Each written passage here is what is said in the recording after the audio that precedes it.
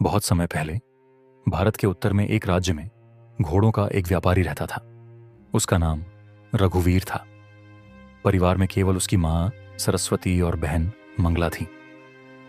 वह वर्ष में कुछ दिन तो अपने घर में रहता था, लेकिन ज्यादातर समय घोड़े और खच्चर की खरीद बिक्री के लिए दूर दूर के बाजारों में घूमता रहता था। एक दिन रघुवीर घोड़े बेचने के लिए एक दूर के नगर गया। वहां एक बड़ा मेला लगा हुआ था। वहीं उसने गौरी नाम की एक अत्यंत सुंदर लड़की को देखा, जो अपने हाथ की बुनी हुई ऊन बेच रही थी। गौरी की सुंदरता और सादगी ने रघुवीर को मोहित कर लिया। उसने गौरी से विवाह कर उसे अपने घर ले आया, लेकिन उसकी माँ और बहन इस रिश्ते से खुश नहीं थीं, क्योंकि गौरी गरीब परिवार से थी और अपने साथ कोई दहेज नहीं लाई थी। शादी के 1 साल बाद गौरी ने एक सुंदर कन्या को जन्म दिया, जिसका नाम निर्मला रखा गया। लेकिन दुर्भाग्यवश जन्म के कुछ ही दिनों बाद गौरी इस दुनिया से चली गई। निर्मला के पालन पोषण की जिम्मेदारी सरस्वती ने संभाल ली। वह अपनी पोती से बहुत प्रेम करती थी, लेकिन मंगला को यह सब पसंद नहीं था। कुछ साल बाद सरस्वती का भी निधन हो गया। अब निर्मला पूरी तरह अपनी निर्दयी बुआ मंगला के भरोसे रह गई। जैसे जैसे निर्मला बड़ी हुई, मंगला ने उसे घर के सबसे कठिन काम सौंपने शुरू कर दिए। रघुवीर अक्सर व्यापार के सिलसिले में बाहर रहता, इसलिए निर्मला पर होने वाले अत्याचारों से अनजान था। निर्मला को जो सबसे कठिन काम दिया गया था, वह था पहाड़ी के नीचे स्थित झरने से पानी भर कर लाना। यह झरना उनके घर से बहुत दूर था। झरना एक ऊंची पहाड़ी की तलहटी में था। गांव के लोगों का मानना था कि इस पहाड़ी पर भूत प्रेतों का वास है। पहाड़ी की चोटी पर एक प्राचीन महल के खंडहर थे। बुजुर्गों का कहना था कि रात के समय वहां रहस्यमयी रोशनी दिखती है और दूर से संगीत सुनाई देता है। लेकिन निर्मला को वहां जाने में कोई डर नहीं लगता था, बल्कि उसे वहां शांति और सुकून महसूस होता था। समय बीतता गया और निर्मला अब 17 साल की हो गई। वह अब एक सुंदर और आकर्षक युवती बन चुकी थी। उसी गांव में अर्जुन नाम का एक युवक रहता था।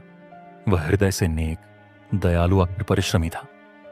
अर्जुन और निर्मला एक दूसरे को पसंद करने लगे। दोनों को विश्वास था कि जब रघुवीर घर लौटेंगे तो वे उनका आशीर्वाद प्राप्त कर लेंगे। अर्जुन के पिता और रघुवीर पुराने मित्र भी थे, इसलिए उन्हें विश्वास था कि इस रिश्ते में कोई अड़चन नहीं आएगी।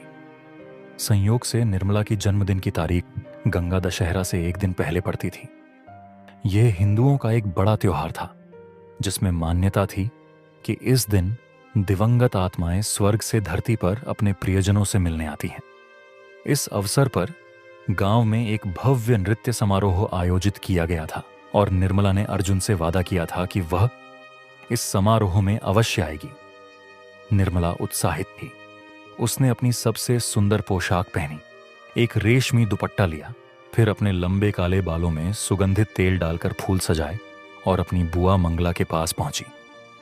लेकिन उसे देखते ही मंगला नाराज होकर बोली, घर में पानी की एक बूंद भी नहीं बची और तुझे नाचने की पड़ी है। अभी तो नाच में 1 घंटा बाकी है, जा झरने से पानी भर ला।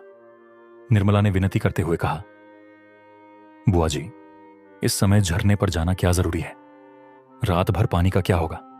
मैं पूरी तरह तैयार हो चुकी हूं। अगर मैं अभी गई तो मेरे कपड़े गंदे हो जाएंगे और मैं थक जाऊंगी। पास के कुएं से पानी ले आऊं। वो गंदा पानी कौन पिएगा, आलसी कहीं की, मंगला ने क्रोध से कहा। निर्मला की आंखों में आंसू आ गए, लेकिन उसने कुछ नहीं कहा। वह घड़ा उठाकर झरने की ओर चल पड़ी। उसने सोचा कि अगर जल्दी लौट आए तो फिर भी नृत्य समारोह में जा सकेंगी। समय बीतता गया। गांव में गीत संगीत की धुनें गूंज रही थी, लेकिन निर्मला नहीं आई। अर्जुन इधर उधर उसे ढूंढता रहा, लेकिन किसी को उसके बारे में कुछ पता नहीं था।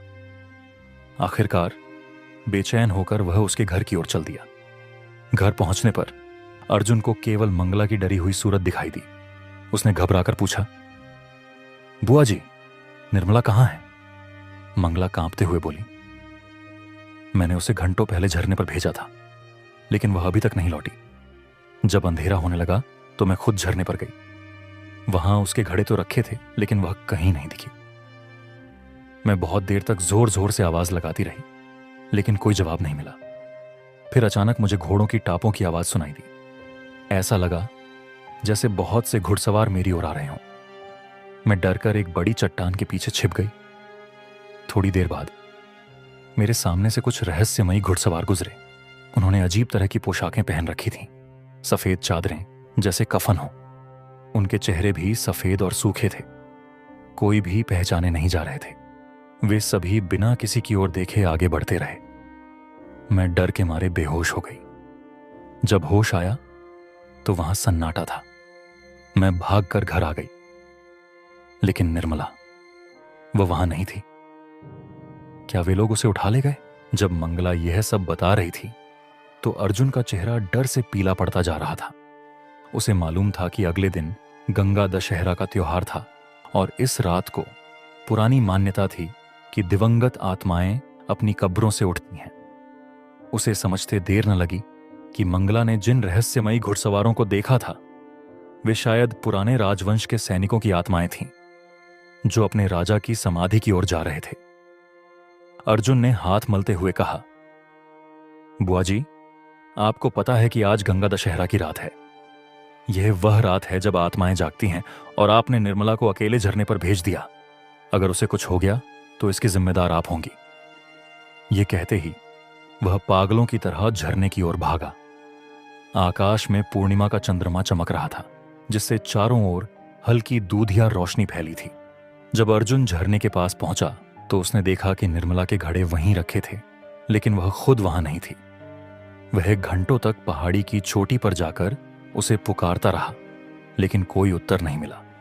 उसे लगा कि शायद वह किसी और रास्ते से घर लौट गई हो, इसलिए वह फिर से घर लौट आया। लेकिन वहां सिर्फ मंगला ही भय से कांपती हुई मिली। अब अर्जुन के मन में और भी दहशत भर गई।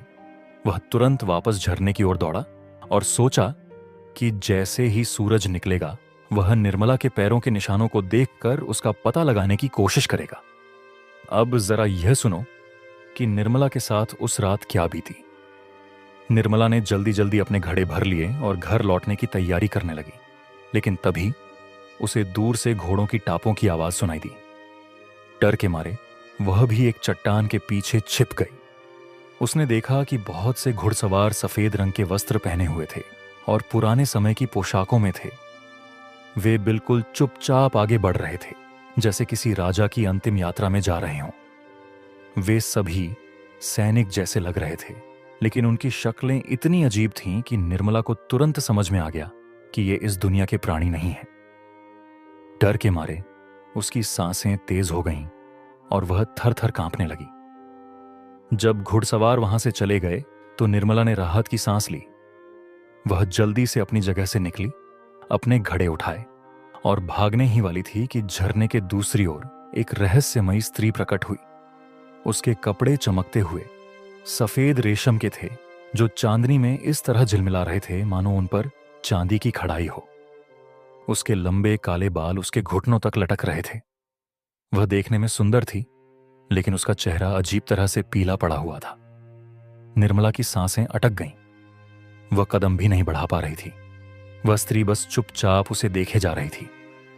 अंततः अपने भीतर हिम्मत जुटाकर निर्मला ने कांपती आवाज में पूछा, आप मुझसे कुछ कहना चाहती हैं?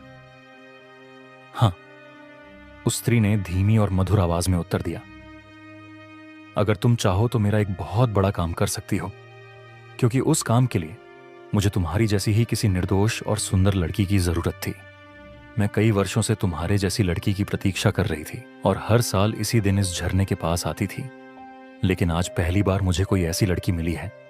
निर्मला ने अर्जुन और उसके साथ मेले में नाचने की बात सोची, लेकिन उस रहस्यमयी स्त्री की आवाज में इतनी मिठास और करुणा थी कि वह उसे मना नहीं कर सकी। उसने धीरे से कहा, मैं आपकी मदद करूंगी। अच्छा, तो मेरे साथ आओ, वह स्त्री बोली। निर्मला ने अपने घड़े झरने के पास ही छोड़ दिए और चुपचाप उस स्त्री के पीछे चल पड़ी। दोनों बिना कुछ कहे बहुत देर तक चलती रहीं। अंत में वे एक पहाड़ी गुफा के द्वार पर पहुंची, जिसका मुंह एक विशाल काले पत्थर से बंद था। जैसे ही उस स्त्री ने अपना हाथ गुफा के दरवाजे पर रखा, वह भारी पत्थर अपने आप हट गया। इसके बाद गुफा का अंदरूनी हिस्सा निर्मला को साफ साफ दिखाई देने लगा। स्त्री ने कहा, अपनी आंखें बंद कर लो और मेरा हाथ पकड़ लो, मैं तुम्हें अपने साथ ले चलूंगी। निर्मला ने उस स्त्री का हाथ थाम लिया। वह हाथ बर्फ की तरह ठंडा था। दोनों काफी देर तक अंधेरे में चलती रहीं। अंततः निर्मला को ऐसा महसूस हुआ जैसे वह पहाड़ के नीचे धरती के गर्भ में कहीं गहराई तक पहुंच गई हो। वह स्त्री रुकी और बोली, अब तुम अपनी आंखें खोल सकती हो। निर्मला ने जैसे ही अपनी आंखें खोलीं तो उसका सारा भय विस्मय में बदल गया। उसने जो दृश्य देखा उसे देखकर उसकी आंखें चौंधिया गईं। गुफा की दीवारें और छत पूरी तरह से हीरों और मोतियों से जड़ी हुई थीं। उसकी चमक इतनी तेज थी कि ऐसा लग रहा था जैसे चारों ओर सूरज की रोशनी बिखरी हो। लेकिन यह रोशनी न तो सूरज की थी और न ही चंद्रमा की। निर्मला को समझ नहीं आ रहा था कि यह रोशनी आखिर आ कहां से रही थी। मेरे पास आकर बैठो, वह स्त्री बोली। फिर मैं तुम्हें अपनी कहानी सुनाऊंगी और बताऊंगी कि तुम मेरी सहायता कैसे कर सकती हो। निर्मला उसके पास जाकर बैठ गई। रहस्यमयी स्त्री की कहानी उस स्त्री ने बोलना शुरू किया। आज से सदियों पहले मैं भी तुम्हारी तरह एक साधारण लड़की थी। मेरा जन्म एक राज परिवार में हुआ था। उन दिनों हमारे राज्य और पड़ोसी राज्य के बीच लगातार युद्ध होते रहते थे। एक बार जब हमारे किले पर आक्रमण हुआ तो मैं शत्रु सेना के घेरे में फंस गई। शुरू में मैं अपने माता पिता और भाई बहनों को लेकर चिंतित थी, लेकिन अंत में मैं उस राजकुमार पर मोहित हो गई जिसने मुझे बंदी बनाया था। वह मुझे अपने महल ले गया और धीरे धीरे हम दोनों को एक दूसरे से प्रेम हो गया। फिर उसने मुझे अपने धर्म और रीति रिवाजों से परिचित कराया। हम दोनों ने विवाह कर लिया और कुछ समय तक सुखपूर्वक जीवन बिताया। जब मेरे पिता ने यह सुना तो वह मृत्युशैया पर पड़े अपनी अंतिम सांसें गिन रहे थे। मरते मरते भी उन्होंने मुझे श्राप दिया कि मैंने जो अपने परिवार और संस्कृति को छोड़ा है, उसकी सजा में मैं मरने के बाद तब तक भटकती रहूंगी जब तक कोई निर्दोष और साहसी लड़की मेरी सहायता नहीं करेगी। यह गुफा जादुई है और मुझे मुक्त करने के लिए तुम्हें मेरा हाथ कसकर पकड़कर रखना होगा। इस दौरान मुझ पर जो भी जादू डाले गए हैं वे धीरे धीरे समाप्त होंगे। जब यह सब खत्म हो जाए तो तुम मुझे चूम लेना, तब मेरी आत्मा को मुक्ति मिल जाएगी। लेकिन क्या तुम में इतना साहस है कि तुम यह सब कर सको? निर्मला ने हिम्मत जुटाकर कहा, मैं कोशिश करूंगी। लेकिन याद रखना, उस रहस्यमयी स्त्री ने चेतावनी दी, जो भी हो जाए तुम मेरा हाथ मत छोड़ना। लगातार प्रार्थना करती रहना। जब तक तुम प्रार्थना करोगी तुम्हें कोई नुकसान नहीं पहुंचा सकेगा। डर कर चिल्लाना मत और किसी का नाम लेकर भी मत पुकारना। यदि तुम चूक गई तो मेरा शाप और भी भयानक हो जाएगा, लेकिन अगर तुम सफल हुई तो मेरी आत्मा मुक्त हो जाएगी। इसके बाद उसने निर्मला को कांसे का एक पुराना घड़ा दिया जो गुफा के कोने में रखा था। निर्मला ने घड़ा अपने एक हाथ में ले लिया और दूसरे हाथ से उस स्त्री का हाथ पकड़ लिया। फिर उसने जोर जोर से प्रार्थना करनी शुरू कर दी। जैसे ही उसने प्रार्थना शुरू की, उसकी साथी स्त्री अचानक एक भयंकर काले भालू में बदल गई। जो हाथ उसने पकड़ रखा था वह अब एक मोटे बालों वाले पंजे में बदल चुका था। डर के मारे उसका दिल जोर जोर से धड़कने लगा और उसका मन हुआ कि वह हाथ छोड़कर भाग जाए, लेकिन तभी उसे वह चेतावनी याद आई, कभी हाथ मत छोड़ना। उसने अपनी आंखें कसकर बंद कर लीं और हाथ को मजबूती से पकड़कर और भी तेज प्रार्थना करने लगी। तभी गुफा के हर कोने से बड़े बड़े भालू निकलने लगे। वे सभी निर्मला को घूरते हुए डरावनी आवाजें निकाल रहे थे, लेकिन उसने हिम्मत नहीं हारी और अपनी साथी का हाथ कसकर पकड़े रखा। कुछ ही क्षणों में पूरी गुफा घने अंधकार में डूब गई। उसे ऐसा महसूस हुआ जैसे वह समुद्र के बीचों बीच किसी तूफान में फंस गई हो। चारों ओर लहरों की गर्जना सुनाई देने लगी। तभी उसके कानों में घोड़ों की टापों की आवाज आई। ऐसा लग रहा था जैसे कोई घुड़सवार गुफा के ऊपर से गुजर रहे हो। फिर सब कुछ शांत हो गया, लेकिन अचानक उसे बाहर से अर्जुन की आवाज सुनाई दी, निर्मला, निर्मला, तुम कहां हो? प्यारी निर्मला, जवाब दो। निर्मला का मन हुआ कि वह उसे जवाब दे, लेकिन तभी उसे याद आया कि उसे किसी का नाम लेकर नहीं पुकारना चाहिए। उसने घबराहट को झटका और फिर से जोर जोर से प्रार्थना करनी शुरू कर दी, धीरे धीरे अर्जुन की आवाज धुंधली पड़ने लगी। कुछ ही क्षणों बाद वह आवाज पूरी तरह गायब हो गई। गुफा में धीरे धीरे फिर से रोशनी आने लगी। चारों ओर जड़े हीरे फिर से चमक उठे। निर्मला के हाथ में जो भारी पंजा था वह धीरे धीरे और ठंडा होने लगा। उसकी शक्ल भी बदलने लगी। निर्मला को महसूस हुआ कि कुछ भयानक हो रहा है। डर के मारे उसने अपनी आंखें बंद कर लीं और सोचा कि अब उसके हाथ में जो हाथ है वह क्या रूप ले चुका होगा। तभी गुफा में एक भयानक फूंकार गूंज उठी। घबराकर उसने धीरे धीरे आंखें खोली। उसने देखा कि उसकी साथिन स्त्री अब एक बहुत बड़े, मोटे और काले नाग में बदल गई थी। तुरंत ही गुफा में चारों ओर सैकड़ों सांप रेंगने लगे। वे सभी उसकी ओर बढ़ रहे थे, जैसे उसे डसने वाले हों। लेकिन निर्मला ने हिम्मत नहीं हारी। उसने उस स्त्री के रूप में बदल चुके सांप को मजबूती से पकड़े रखा और जोर जोर से प्रार्थना करती रही। कुछ देर में सारे सांप धीरे धीरे गायब हो गए। लेकिन अब गुफा में चारों ओर आग की लपटें उठने लगीं। निर्मला ने अपने आप को जलती हुई लपटों के बीच पाया। अब जो हाथ उसने पकड़ा था वह एक जलती हुई लाल सलाख में बदल चुका था। उसका मन हुआ कि वह उसे छोड़ दे, लेकिन तभी उसे उस दुखियारी आत्मा की याद आई। उसने अपने डर को काबू में रखा और प्रार्थना दोहराती रही। धीरे धीरे उसने देखा कि वह स्त्री फिर से प्रकट हो रही है। जलती हुई सलाख अब कोमल सफेद हाथ में बदल गई और चारों ओर की आग भी धीमी होने लगी। अब मुझे चूम लो, उस स्त्री ने धीरे से कहा। निर्मला ने हिचकिचाते हुए आग की लपटों के बीच झुककर उसे चूम लिया। तुरंत ही आग बुझ गई। गुफा में चारों ओर ठंडक फैल गई। सब कुछ शांत हो गया।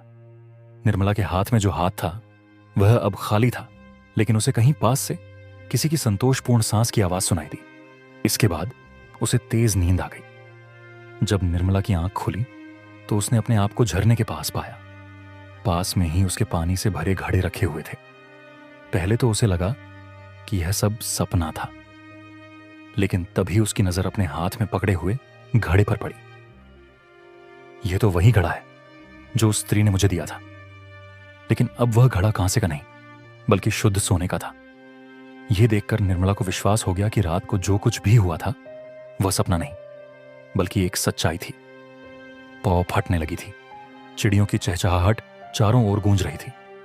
निर्मला का मन आश्चर्य और प्रसन्नता से भर उठा। वह सोने का घड़ा उठाकर घर की ओर चल दी।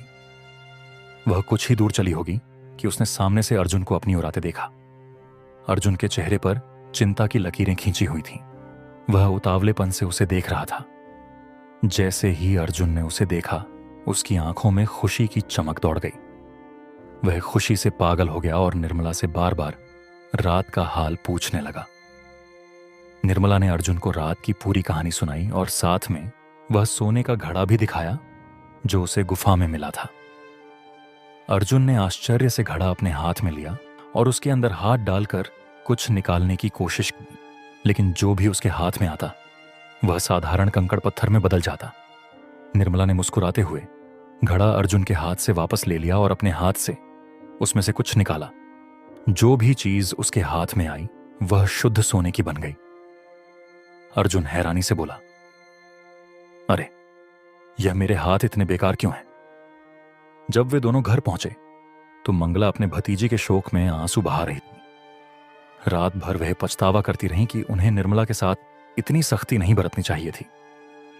उन्होंने निश्चय किया कि अब कभी भी वह उस पर नाराज नहीं होंगी, लेकिन आदतें इतनी जल्दी नहीं बदलती। कुछ दिनों बाद फिर से उन्होंने निर्मला पर भारी भारी काम डालना शुरू कर दिया और झरने पर भी उसे अगले ही दिन से भेजने लगी। जब निर्मला के पिता व्यापार से लौटे तो उन्होंने निर्मला की सगाई अर्जुन से कर दी। उस सोने के घड़े में जितना धन था उससे उन्होंने गांव के पास एक सुंदर सा खेत खरीदा और वहीं एक बड़ा सा घर बनवाकर रहने लगे। निर्मला के पिता जब भी घर पर होते वे खेत पर जरूर जाते। निर्मला और अर्जुन हर तरह से सुखी जीवन बिताने लगे। उनकी गायें सबसे अधिक दूध देती थीं। उनकी मुर्गियां 12 महीने अंडे देती थीं। उनके बगीचे में पेड़ों पर खूब शहद उतरता था। इस तरह निर्मला और अर्जुन ने सुखी और संपन्न जीवन व्यतीत किया।